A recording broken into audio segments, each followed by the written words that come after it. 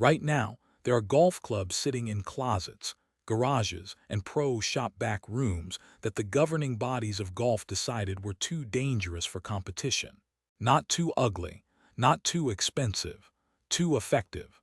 These clubs gave average players the kind of performance that made the people who write the rules nervous. Some were banned overnight. Others sparked lawsuits worth millions. A few created so much controversy that they literally split the rules of golf into two different versions depending on what side of the ocean you played on. And here is the thing most golfers never find out. The reasons these clubs got banned tell you more about how golf really works, who the rules actually protect, and what kind of technology the sport is quietly terrified of than any equipment review ever will. The first one on this list is probably the most famous legal battle in golf equipment history, and it starts with a set of irons that looked completely ordinary on the surface. In 1982, a company called Ping released the Eye2 irons. They became the best-selling golf irons ever made, not the best-selling irons of that decade, not the best-selling irons of that era, the best-selling irons in the entire history of the sport. Golfers at every level, from beginners picking up the game for the first time to touring professionals competing for millions of dollars, fell in love with them. The design was clean, the perimeter weighting made them forgiving on off-center strikes, and they felt incredible at impact. There was a reason people kept them in the bag for 20, 30, even 40 years. Some golfers still game them today, and they will tell you without a hint of irony that nothing has ever felt better. But in 1985, Ping did something that changed everything. They released a version with square grooves. Now, most irons at the time used what are called V-shaped grooves, those little lines cut into the club face that help grip the ball. V-grooves are fine, they do their job. They have been the standard for a long time, but square grooves, also called U-grooves, grab the ball in a completely different way. They create significantly more friction between the club face and the ball. At the moment of impact, more friction means more spin, and more spin, especially from the rough, means you can land the ball softer on the green, stop it faster, and control your approach shots from places where you are supposed to be punished for missing the fairway. Think about that for a second. The whole idea of rough in golf is to penalize you for being inaccurate. You miss the fairway, you pay a price. You lose spin, you lose control, and you have to accept a worse outcome on your next shot. That is the deal. Square grooves change that deal. They let golfers hit from thick rough and still generate enough spin to hold the green like they were playing from the middle of the fairway. The USGA looked at those grooves and said no. They determined that the groove spacing on the Ping Eye2 violated equipment standards. Ping did not accept that quietly, not even close. The company filed a lawsuit against the USGA worth $100 million. That is not a typo, 100 million. This was not a polite disagreement between a manufacturer and a governing body. This was an all-out war.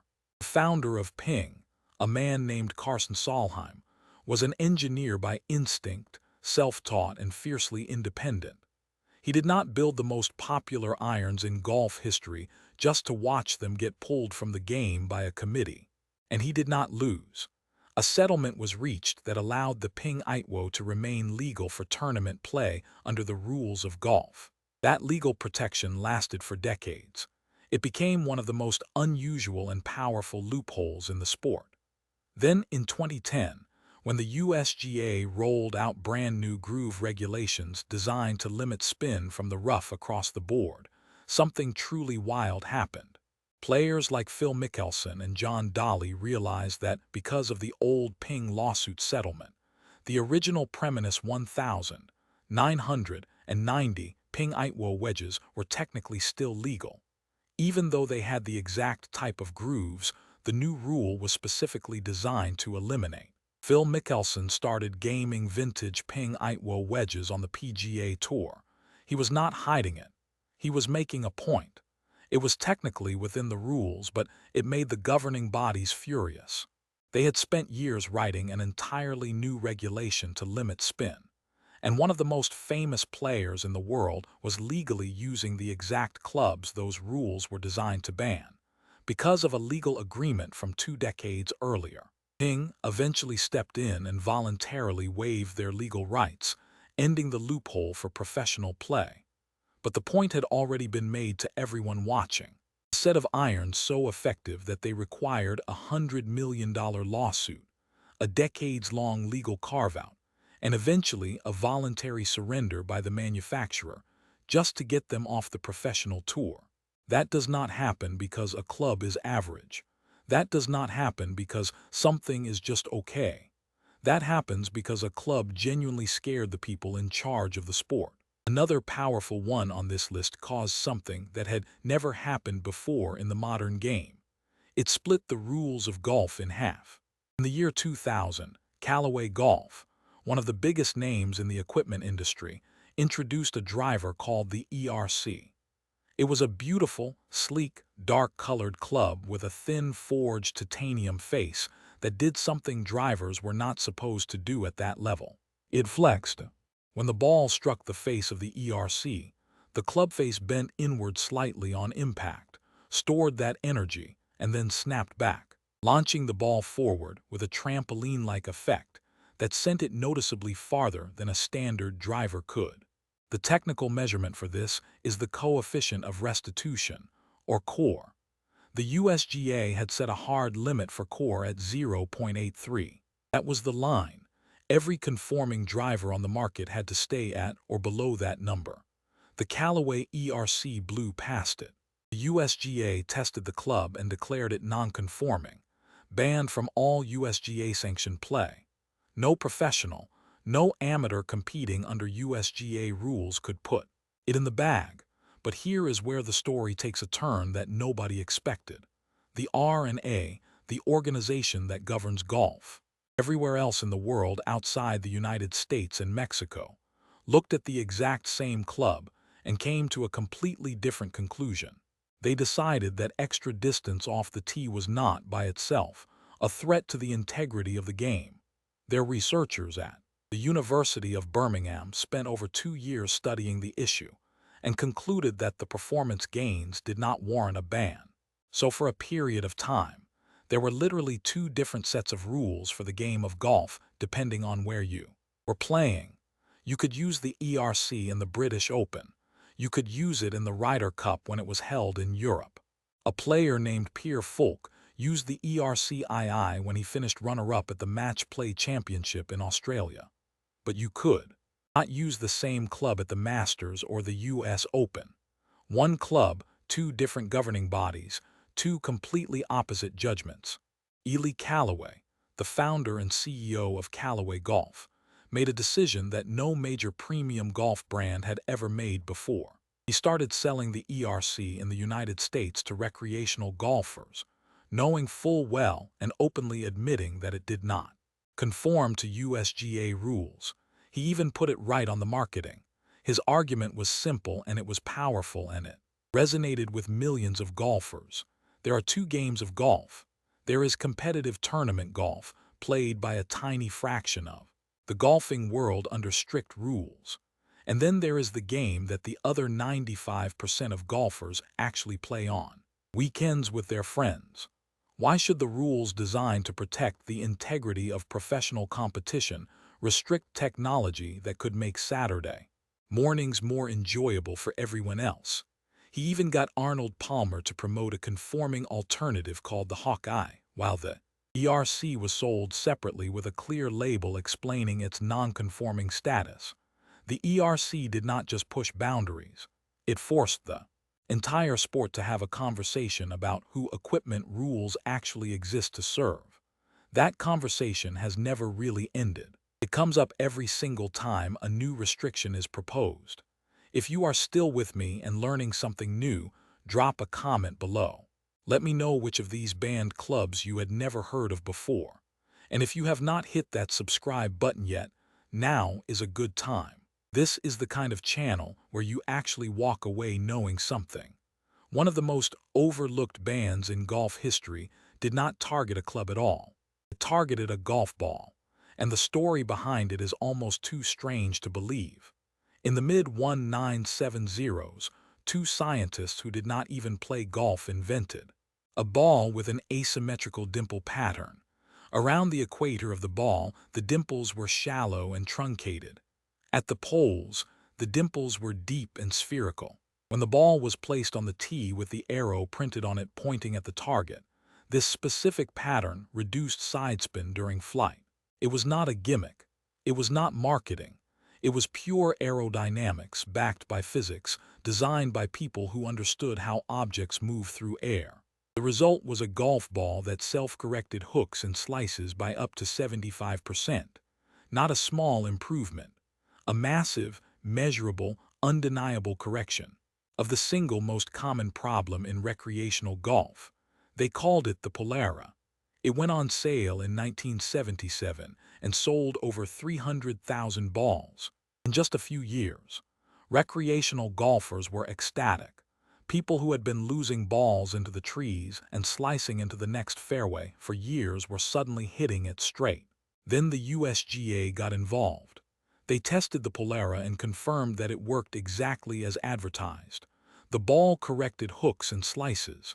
Their response was not to congratulate the inventors or to celebrate the innovation.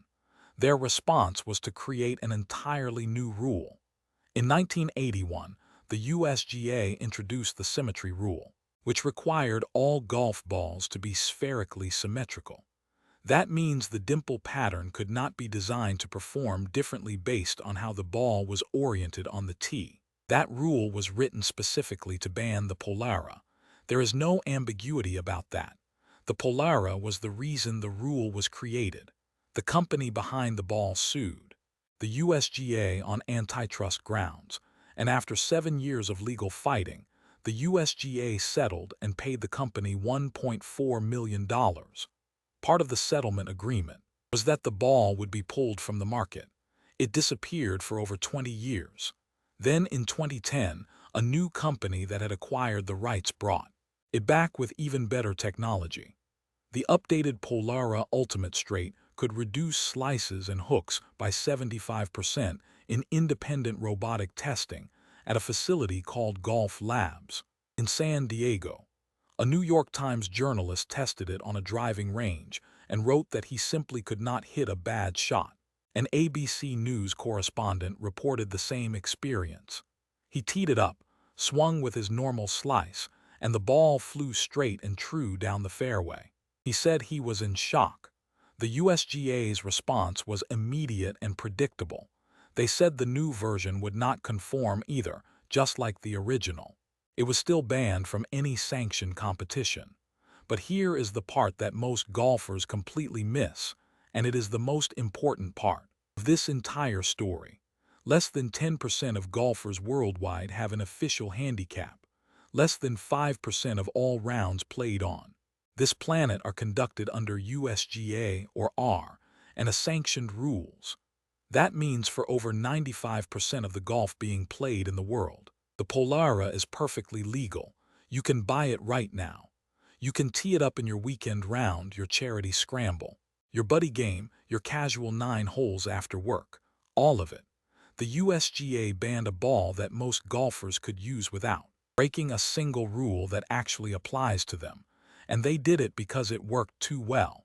They literally changed the rules of the game to stop a product that made golf more enjoyable for the people who play it the most.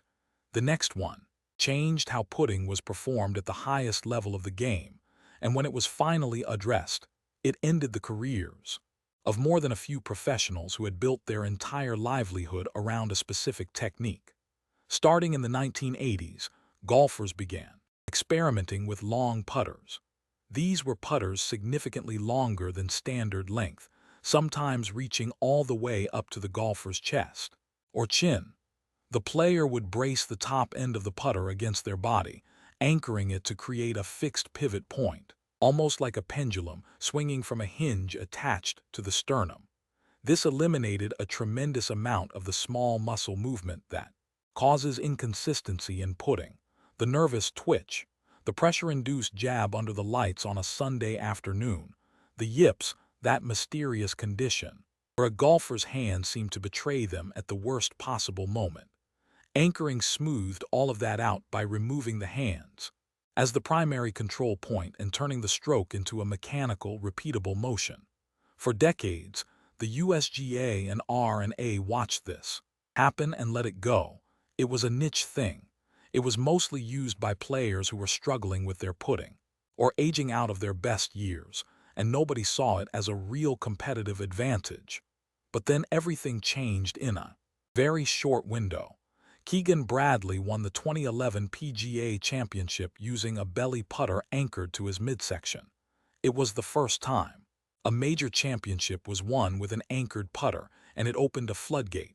The very next month, Bill Haas won the Tour Championship with an anchored putter. Then Webb Simpson won the 2012 U.S. Open with a belly putter pressed against his stomach. Ernie Els won the 2012 Open Championship the same way. And then Adam Scott, one of the most talented and elegant ball strikers of his entire generation, won the 2013 Masters using a long putter braced against his chest. 4 of 6 major championships in a very short span were won by players who anchored their putters to their body. That was the tipping point. The governing bodies could no longer treat it as a fringe technique. It had taken over the biggest stages in the sport. In 2013, the USGA and R&A announced a new rule that would ban anchored putting strokes, effective January 1, 2016. The rule was called 14-1 billion, and they gave players nearly 3 years to adjust. Here is the critical detail, though. They did not ban the equipment. They banned the technique. You could still use a belly putter. You could still use a long putter. You just could not anchor it to your body while making a stroke. The distinction matters because it means the ruling bodies were not saying the clubs were illegal. They were saying the way players used them was illegal. That is a fundamentally different kind of ban, and it created a fundamentally different kind of challenge for the players who relied on it. Webb Simpson's reaction was dramatic and immediate. He snapped his belly putter over his knee and put the broken club in a trophy case next to the U.S. Open trophy it had helped him win. He said he kept trying to justify using it for 1 more year, and then made himself destroy it so he could never go back. Keegan Bradley went through a long and very public struggle to adjust his putting stroke, bouncing between conventional putters and longer models, trying to find something that felt right without the anchor. Tim Clark, a 2-time PGA Tour winner who had passionately argued against the ban at a player meeting in San Diego, galvanizing support from other players, saw his career essentially end. The combination of injuries and the loss of his anchored stroke was too much to overcome. Adam Scott found a clever workaround, holding his long putter just barely, almost microscopically, off his chest, hovering within the technical boundaries of the rule while still using the same club and a very similar visual setup. The anchoring ban did not just remove a technique from the game. It reshaped the leaderboard at the highest level. Some players adapted brilliantly. Others never recovered, and the careers that were built on that foundation crumbled quietly. There is one that is quieter than the others, but just as revealing about how the governing bodies think about power and where it might be heading. In 2022, the USGA and R&A introduced a local rule that capped driver length at 46 inches for professional and elite amateur competitions. The previous maximum limit had been 48 inches. Now, 2 inches might not sound like much to someone who does not think about golf equipment every day. But in golf, those 2 inches translate into real clubhead speed. A longer shaft creates a wider arc in the swing, which generates more speed at the bottom of that arc, which sends the ball measurably farther. It is simple physics. More arc, more speed, more distance. Several players had been aggressively exploring that edge. Bryson DeChambeau, who was already leading the PGA Tour in driving distance and had become famous for his obsessive, scientific approach to gaining yardage, had been experimenting with 48-inch drivers leading up to the 2020 Masters. Phil Mickelson went even further. He won the 2021 PGA Championship becoming the oldest major champion in history at age 50, using a driver that measured 47.5 inches with just 5.5 degrees of loft. That is an extreme setup by any standard. Mickelson was furious about the rule change when it was announced. He went on social media and called it pathetic. He argued that the USGA was misreading the data and restricting a technology that could benefit the game. He questioned why the people governing professional golf were, in his words, amateurs trying to control the professional game. The USGA said the rule was proactive, designed to prevent longer drivers from becoming a widespread trend. At the elite level before it happened, they said they had been researching the topic since 2014. But here is the detail that makes this one so fascinating and so telling about how golf governance really works. At the time the rule was introduced, only about 3% of professional players on the PGA Tour, the Champions Tour, and the Korn Ferry Tour used a driver longer than 46 inches. 3%. The rule did not address a widespread existing problem. It addressed a potential future one. The governing bodies saw where the technology was heading, saw what players like DeChambeau and Mickelson were experimenting with, saw the long drive competitors using 48-inch shafts to hit balls 400 yards, and decided to shut the door before it opened all the way. That is not a reaction to a crisis. That is a preemptive strike against innovation, and it tells you something very important about how the people who govern golf think about technology and distance. They do not wait for something to become a problem across the board. They identify the moment it starts working for a few people, and they eliminate it before everyone else catches on. Another fascinating one involves a type of driver that most weekend golfers have never even heard of, but that you can actually buy right now on the internet without anyone stopping you. These are drivers that exceed the USGA's 460 cubic centimeter head size limit. The standard maximum size for a conforming driver head is 460 cc. That is the ceiling. Every major brand, every driver you see on the shelf at the golf store, is designed to come in right at or just below that number. But non-conforming drivers exist at 500, 515, and even 750 cubic centimeters.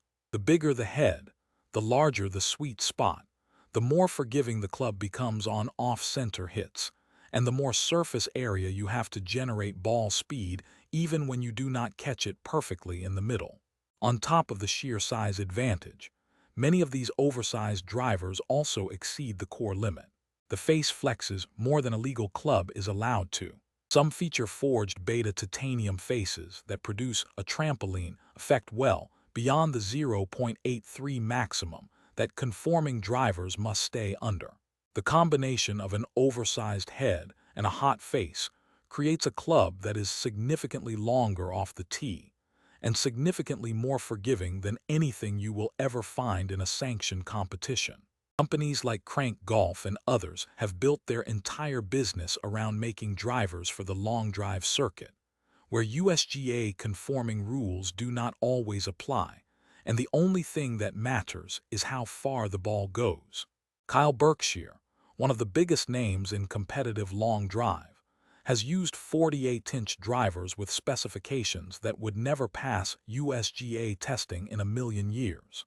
And here is the part that matters for you, the person watching this right now. If you are a recreational golfer who does not play in sanctioned club competitions or amateur tournaments, these clubs are completely legal for your weekend round. You can purchase a 515cc driver with a core above 0.83 and tee it up at your local course on a Saturday morning, and nobody can tell you that you are breaking any rule, because you are not. The rules that ban these clubs only apply to organized competitive play, governed by the USGA or R&A. Most golfers never play in a single round where those rules are enforced. The manufacturers know this, which is exactly why they market these clubs openly and aggressively. They call them illegal right in the product name. They put it on the box, on the listing, in the advertising.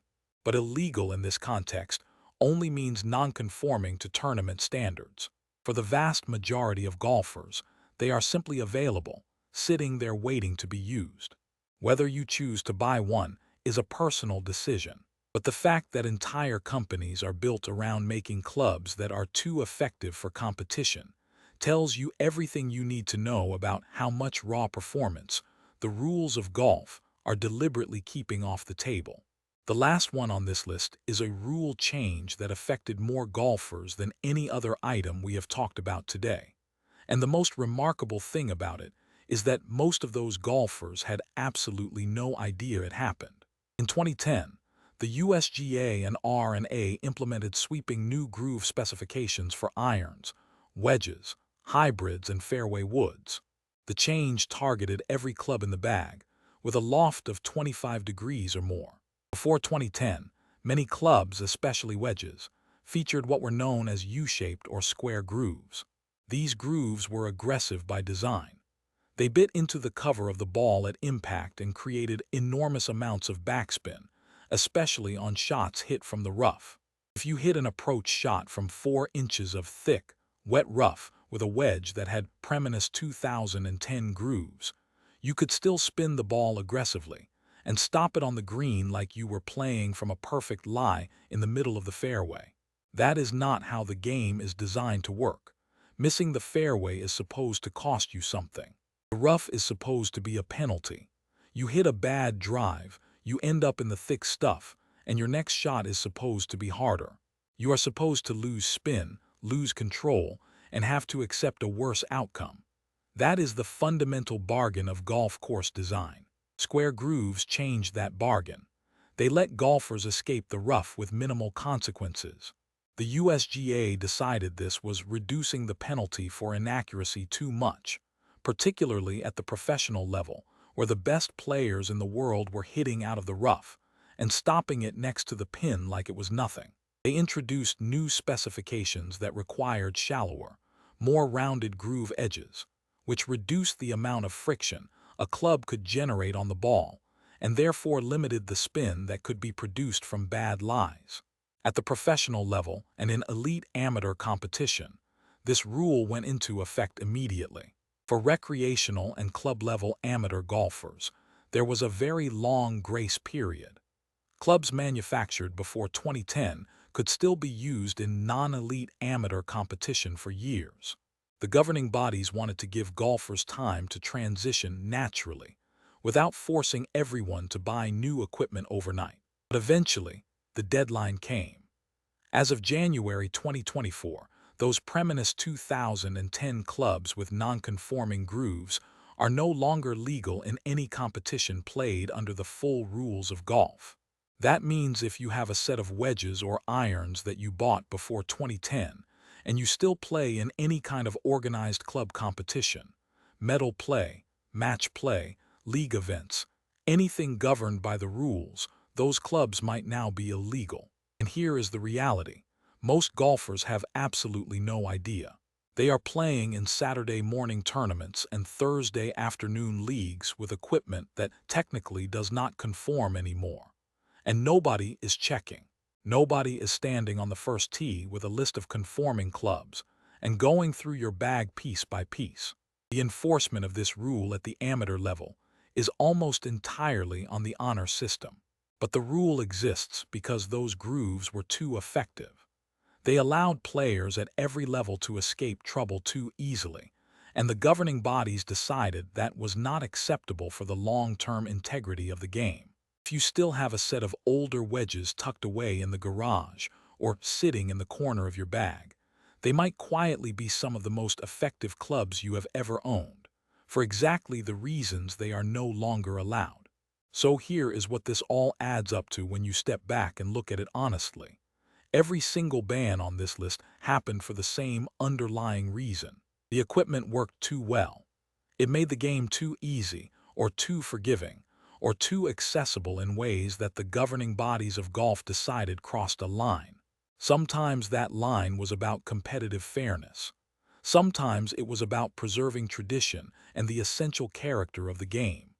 And sometimes, if we are being honest, It was about protecting the difficulty of a sport that generates enormous revenue by being hard to play and even harder to master.